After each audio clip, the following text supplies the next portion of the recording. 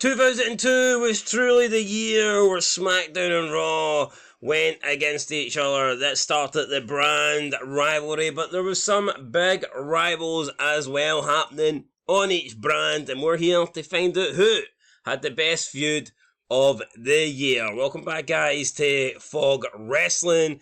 As always, there was 4 choices to choose from. You can see the choices in front of us right now. You've got Stone Cold versus NWO, Edge versus Kurt Angle, Shawn Michaels versus Triple H, and Eric Bischoff versus Stephanie McMahon. And before we get into the results, there's no comments, so yeah, no one can really put across their point, their argument to see who should have maybe been on the selection process here. So therefore, have you got any honourable mentions? Honourable mentions that I can think of.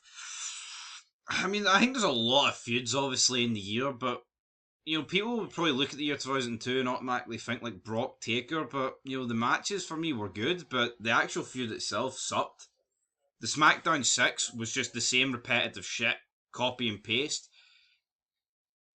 Maybe I actually didn't mind Vince against Flair at the start of the year. I don't think it deserves to be on this. But for the most part, I mean, when I think of the year 2002, it probably is this, Would you agree with that? There's not many other ones in there. I mean, you John Cena, Jericho for a short period of time. Like, Triple H only feuded with Kane RVD for a month. Yeah, nothing really overly memorable there. And I mean, he's towards the end of the year, I guess, he had that feud with Scott Steiner. But, I think this is probably fair. I believe this is... Yeah, I look at this list, and for me, I can't really think of anything or anybody else that deserves to be on it. Someone might say Angle against Benoit, because it happened a lot. They teamed up. I guess Guerrero RVD, Guerrero Edge fought quite a lot of times, but not for... I mean, the matches were good, but just not a lot of promos in there, really. So I think this is probably the best 4, and let's get into it. So in last place, we have Eric Bischoff versus Stephanie McMahon. Very underrated with 7%. I believe it's probably that low because obviously it was 2 personalities feuding and it didn't result in a wrestling match. So therefore, people probably would be less likely to vote for it. But I mean, I thought it was very entertaining, these two going back and forward, trying to, outdo the other, trying to make their show the better brand. Some really iconic moments in there with the wedding. I mean, that's a massive iconic moment. You've got also the Halloween surprise where he kisses Stephanie McMahon. And you know what? I couldn't imagine the brand split without Eric Bischoff. It ended on such... feeling like Brock Lesnar and stuff like that. I mean, it ended the year on such a high. The fight over Scott Steiner's signature. There was lots of good stuff in this. So, see, without Bischoff and Stephanie becoming the GMs, especially more Bischoff, I think the year 2002 would have been so poor, especially after the initial brand split. The way it was heading, man, it was like directionless. Raw was sinking under Ric Flair. Woo! Coming in 3rd place then, we have Stone Cold versus the NWO. Why we went with Stone Cold? Because his feud with NWO actually lasted a bit longer. It went on after WrestleMania. He feuded with the new version of the NWO. You could argue The Rock versus but I just think because Stone Cold versus NWO lasted beyond WrestleMania, that's why we give that the nod. You've got him getting beers off them. You had him chasing them in the pickup truck, chasing them backstage. Just some overall good moments and some good lines in there. Can't really complain with it too much, apart from the post-Mania stuff, which wasn't exactly brilliant, but yeah. Stone Cold versus Ric Flair. Stone Cold versus Ric Flair, but Austin 2002 wasn't his year. It wasn't, no. Unfortunately, I think we've seen the best of Austin.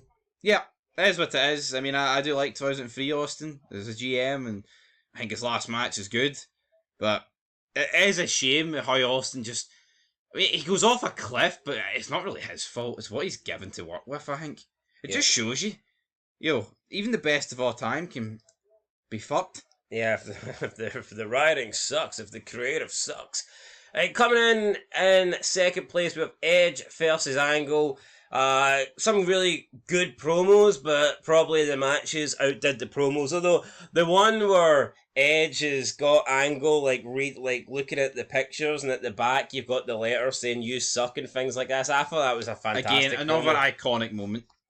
I mean, and that's what wrestling should be full of. Kurt Angle's holding the pictures, and then behind it, it's got like an arrow pointing up to him saying "You suck." Yes, I do. It's true. It's true. holds the test of time. Yeah. No, but that's what sets these feuds apart. I mean, look at each thing we've mentioned. We can just riddle it off the top of our heads, man, of stuff that's happened. Like, name me a promo that's happened in wrestling that's going to hold the test, that's going to be looked back on in 20 years. I mean, we're talking over 20 years ago this shit happened. Yeah, great matches, great feud. I'll tell you what, like, I'm honestly, I'm great. I mean, see for a mid card feud, man. Great. No, but like, people pull over Seth Rollins and how great. Like, what's Seth Rollins promo? I can't even remember any Seth Rollins promo, really. And they all happened, like, less than half the time these ones did. Yeah. So yeah, no, for me, I think Edge, if we're talking match quality, then I think you've got a case for Edge Angle. But in first place with 65% of the vote, Shawn Michaels versus Triple H. And I have to go with this one, despite how good I thought Edge Angle was.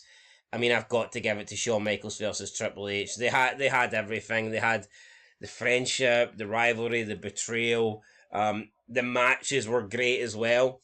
I mean, probably I would say the 3 Stages of Hell one was probably the worst out the, if you include the Elimination Chamber match, was probably the worst out the 3, but then again there was an injury in that one as well, so, I mean, I think, was it Triple H that was really hurt, or was it Michaels? One of them was pretty much done from the opening bell. One of them but bad injury, think of the match though, man. You've got the iconic spot, him going off the ladder. Yeah, and that was used in packages, like, forever, so... The barbed wire spot in the 2x4 that was on fire. Even, I thought the match was still good. You know, the chamber match, fantastic. The match at SummerSlam, fantastic. It was, but you kind of hold it to a higher standard, don't you? Because it was Michael's Triple H. No, you do. But here, even the initial turn, iconic moment. Let's get ready to say, and he just puts him in the balls. Pedigree, good night. And then the whole Triple H trying to find out who rammed Shawn Michaels' face into the glass. You're goddamn right, it was me. Yeah. Then they have the Skype thing, and it's like, you're damn, it was you, Hunter. You're damn right, it was me. I mean, come on, I think it has to be the feud of the. But just look at what Shawn Michaels and Triple H were doing, and then compare it to anything today. Night and day. Like, what feud comes close? Nothing. Like, people in this era, but Sami Zayn and Kevin Owens is better than Shawn Michaels Triple H's feud. Fucking. Cody and Seth, they wrestled 3 premium live events back to back. Aye, and what do you remember about it? Exactly. Nothing. Fucking nothing.